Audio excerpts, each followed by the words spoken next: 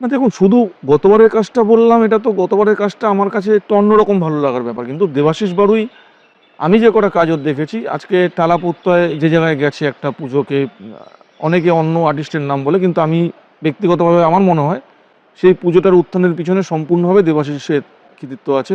কারণ প্রথম 2017 সালে মনে হয় পুজোটা দেবাশিস নিয়েছিল, 17 এবং 18 সাল পরপর দুবার করেছিল, এবং সেখানেও ওই পুজোটাকে একটা হাইপে তুলে দিয়ে গেছিল। এবং ওর অনেকগুলো কাজই, চোরবাগানের কাজ, যে কাজটা করেছিল সেই কাজটাও আমার ভালো লেগেছিল।